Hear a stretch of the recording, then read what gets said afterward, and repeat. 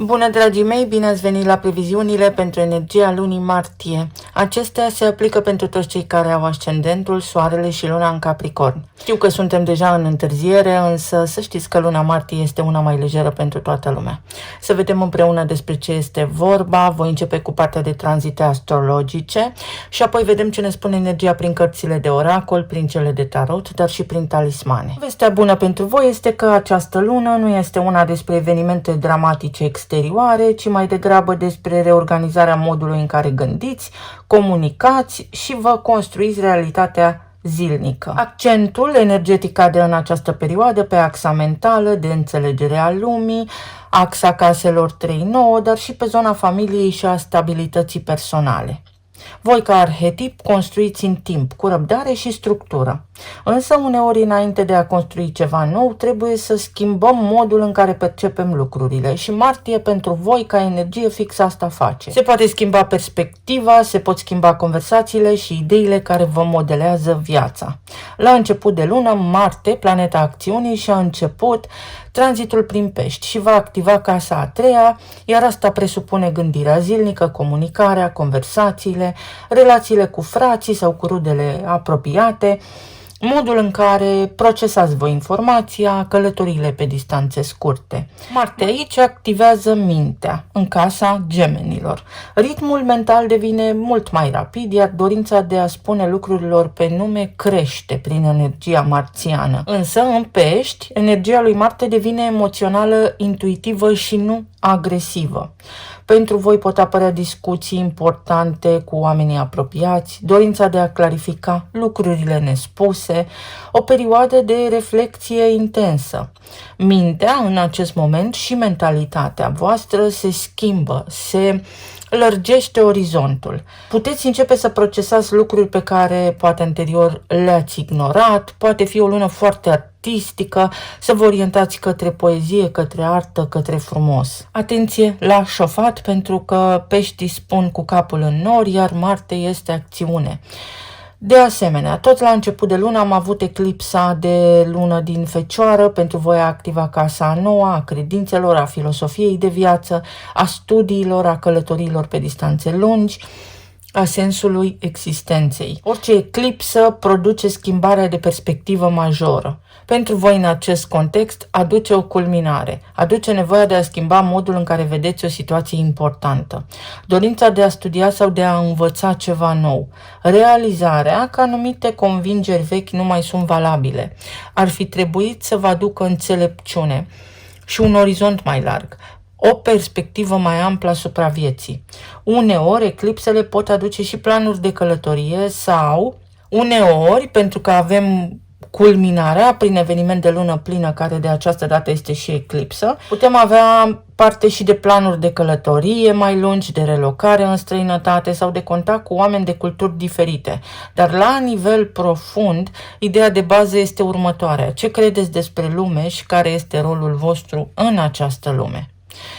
Venus a început și a tranzitul prin Berbec, vă activează casa a patra, care este casa zonei vieții private.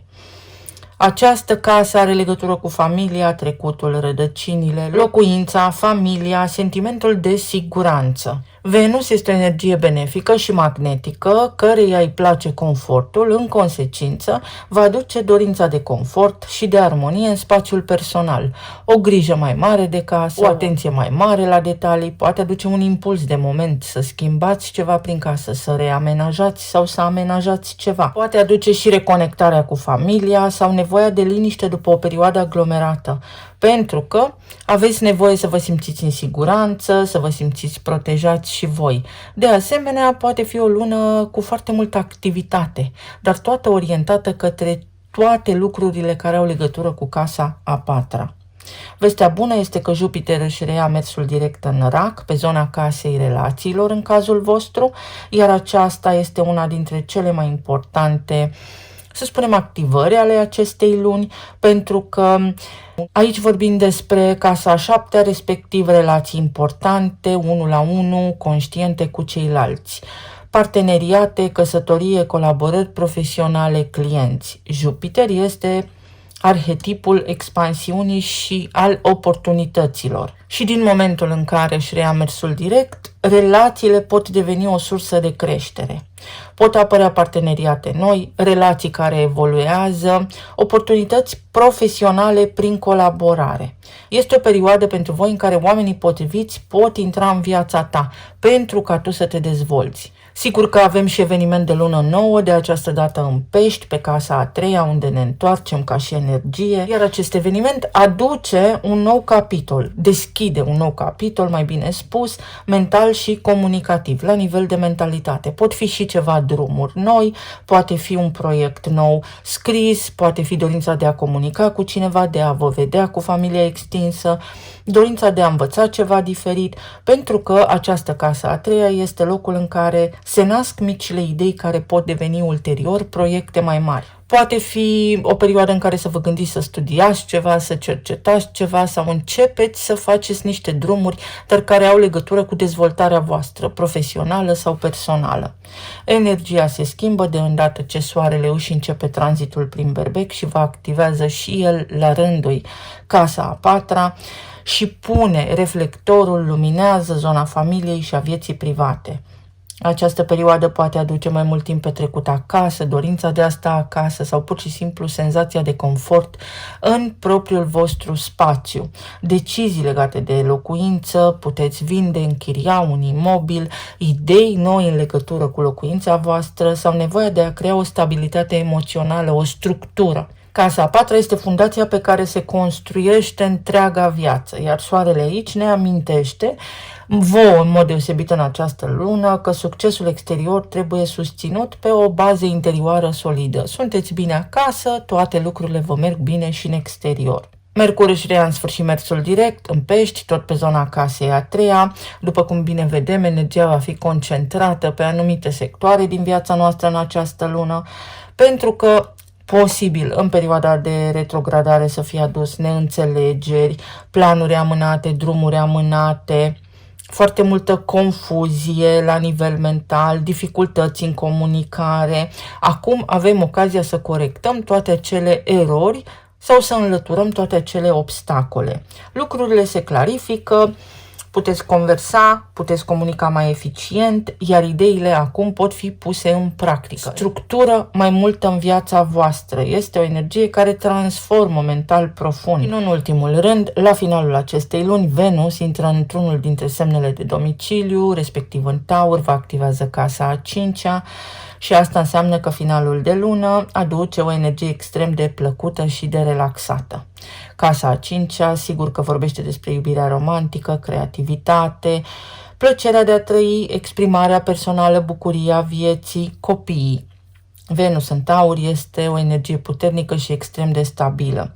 Pentru voi poate aduce romantism, poate aduce siguranță, inspirație creativă, dorința de a vă bucura mai mult de viață, timp alături de copiii voștri, poate aduce stabilitate în zona de relații, poate aduce o nouă etapă în relația pe care o aveți deja.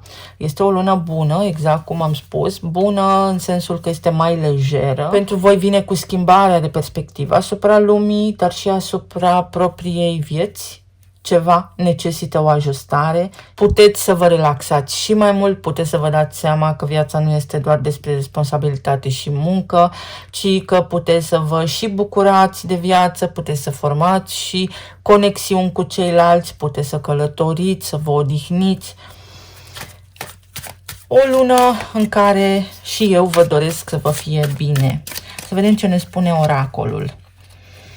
Avem un armăsar, un cal sălbatic, numărul 4, energia din casa a patra, din Berbec. Când Venus intră în Berbec, dorința de înfrumusețare, dorința de a vă face voi ori casa mai frumoasă, ori petreceți timp alături de familie, ori ceva schimbări care necesită atenția voastră acum. Poate fi pentru unii dintre voi și nevoia de a vă elibera de un anume sacrificiu, nevoia de a-i lăsa pe ceilalți deoparte pentru moment, pentru a începe să vă bucurați și voi de propria viață.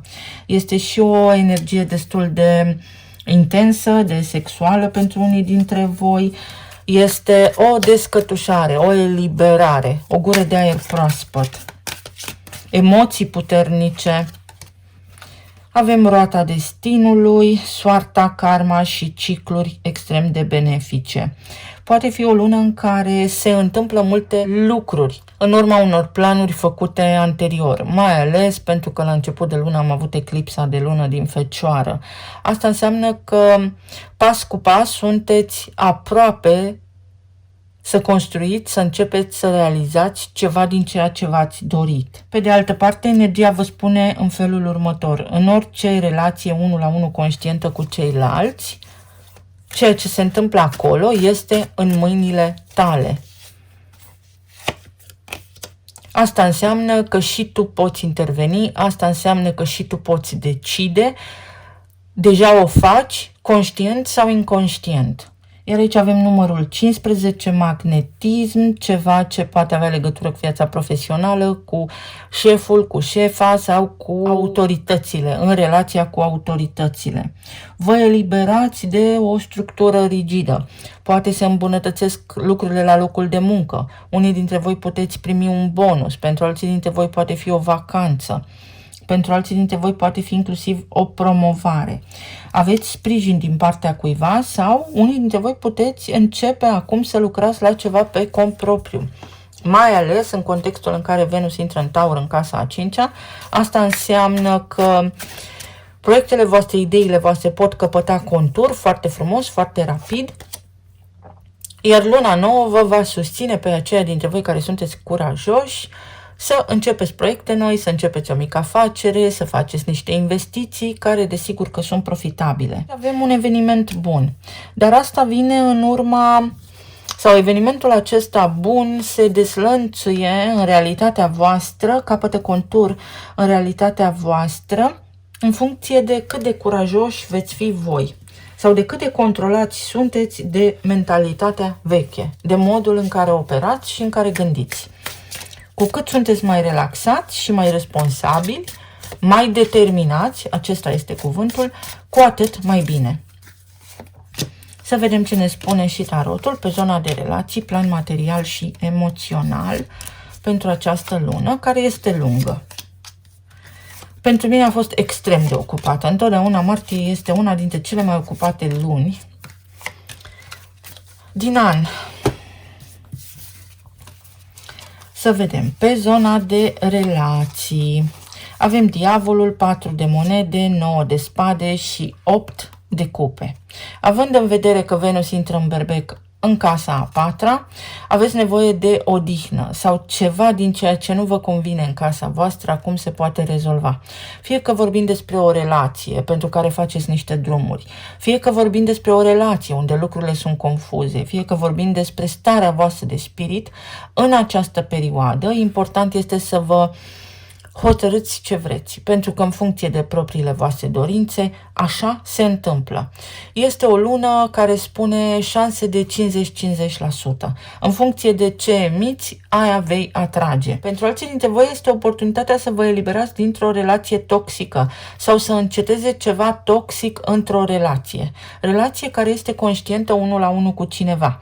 Având în vedere că Jupiter își reia mersul direct în Rac pe zona casei a 7-a, există o remediere, o revenire, există o aplanare de conflict, există o înlăturare a energiei toxice aici. Ceva ce v-a stresat, ceva ce v-a supărat, acum devine istorie. Sigur că voi trebuie să interveniți când vine vorba despre viața voastră. Mai poate fi vorba despre faptul că s-ar putea pentru unii dintre voi, acolo unde există provocări în relație, să apară niște discuții despre separare pentru că unul dintre voi se simte sufocat. Există o sufocare de care puteți scăpa. Așa cum am spus, este o gură de aer proaspăt, martie pentru toată lumea, iar acum oamenii pot în sfârșit să își rezolve provocările și să înlăture impedimentele. Poate fi vorba și despre o perioadă în care se reaprinde flacăra pasiunii, în contextul în care, din cauza oboselii, v-ați îndepărtat unul de celălalt. Avem puterea. Foarte multă pasiune sau acele conflicte, acele discuții, acele certuri care au avut la bază lupta pentru putere, în acele cazuri în care inconștient s-au declanșat conflicte, acum le puteți repara, le puteți înlătura. Înaltul preot. Ceva poate deveni extrem de stabil pentru aceia dintre voi care ați avut provocări cu autorități de tot felul, provocări cu acte, provocări legale, provocări în acest sens, oficial vorbind, că începând cu această lună, ceva se soluționează, ceva trebuie să iasă în lumină. Și 4 de monede din nou.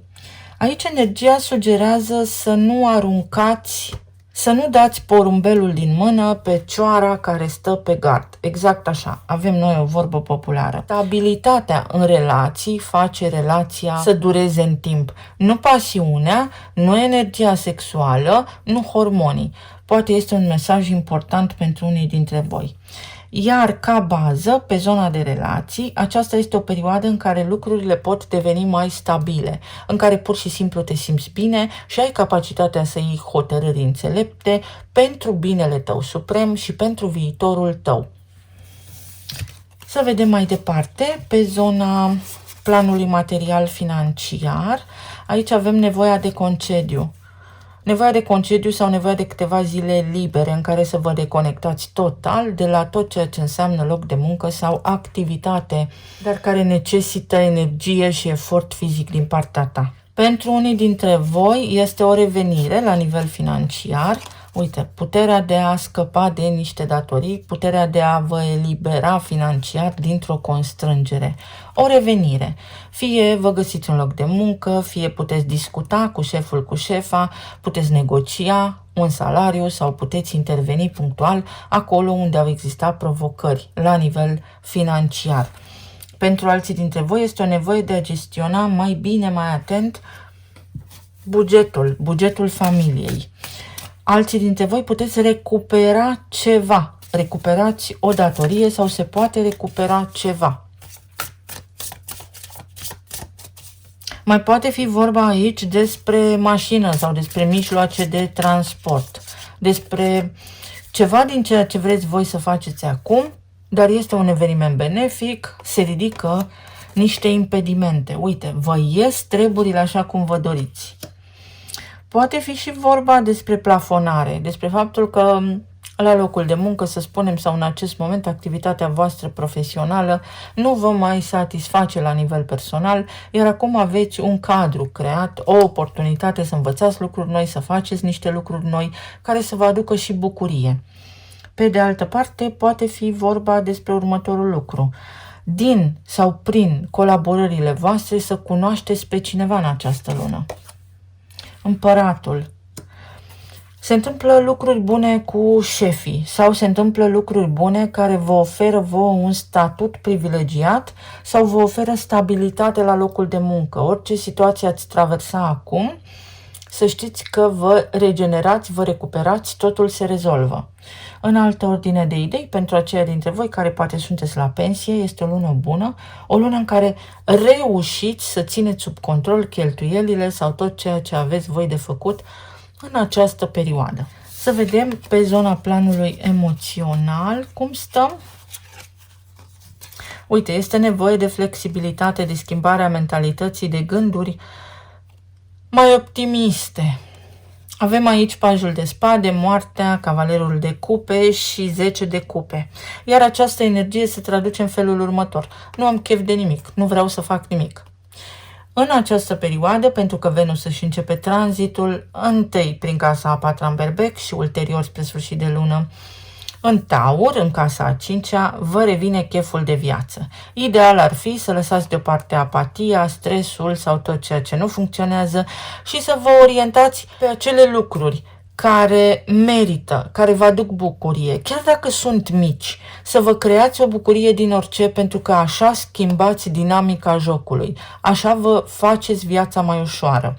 Pentru alții dintre voi, s-ar putea să fie la nivel emoțional aici o confirmare, o liniște care vă cuprinde pe zona de relații, desigur. Primiți o confirmare sau ceva în relația voastră se liniștește și scăpați de un anume stres. Poate fi o mașină nouă, poate fi o călătorie, poate fi ceva ce accesați ușor în această perioadă. Vă deplasați mai ușor.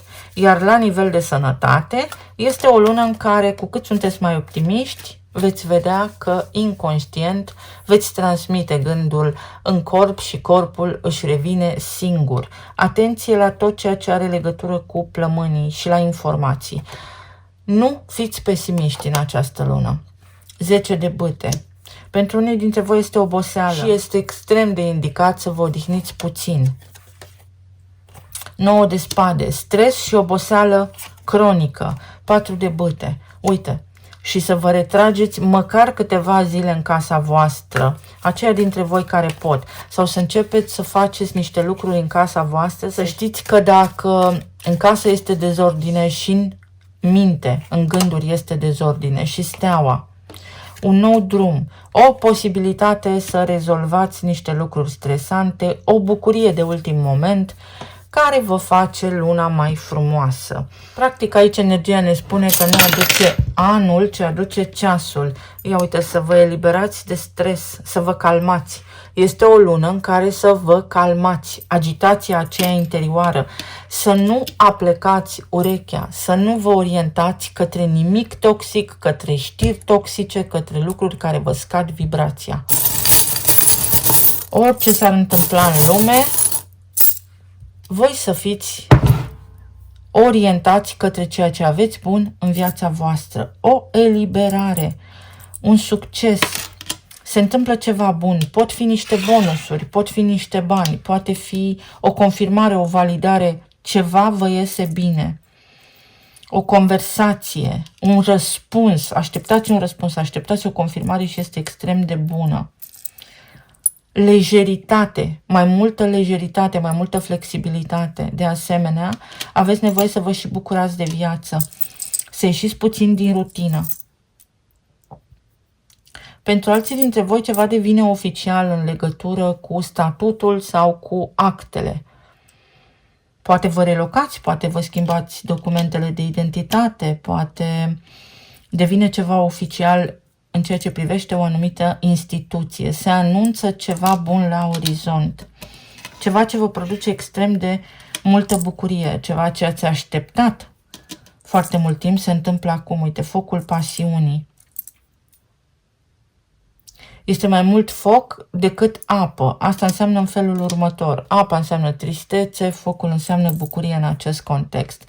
Și este o lună care vă schimbă starea. Vă poate ajuta, de fapt, pe voi să vă schimbați starea. Atenție la alimentație. Atenție la alimentație. Nu mâncați compulsiv și atenție la ce mâncați. Uite, un eveniment extrem de bun pentru unii dintre voi. Este ceva ce vine cu succes din zona legală, este ceva ce vine cu succes ca și călătorie, poate reușiți să călătoriți pe o distanță mai lungă sau poate reușiți să faceți ceva ce anterior nu puteați, o vacanță, o excursie. Este și o revenire spectaculoasă la nivel financiar, poate fi și o promovare, o schimbare a contractului de muncă, o victorie. O victorie care te pune într-o poziție de putere, care te ajută să-ți revii. Uite, Venus în Taur aduce o vorbă dulce, complimente, atracție, pasiune, se reaprinde flacăra, complimente, declarații de iubire. Aici este nebunul, posibilitatea de a vă elibera de o convingere proprie. Dacă erați hotărâți să faceți niște lucruri, această lună vine cu prilejul răzgândirii. Să vă calmați, este foarte important. Și inițiala A, care poate veni din zona copiilor, care poate veni ca un început, sau care vine ca și indiciu să vă spună că totul poate fi recuperat, că nu este totul pierdut, puteți face un pas înapoi, atenție însă la monologul interior, la gândurile voastre, pentru că de acolo puteți rezolva foarte multe provocări pe care le vedeți în exteriorul vostru. Eu vă mulțumesc foarte mult, vă doresc să aveți o lună minunată, să fiți bine sănătoși și iubiți oriunde vă aflați și să ne auzim cu bine și data viitoare. Pa, pa!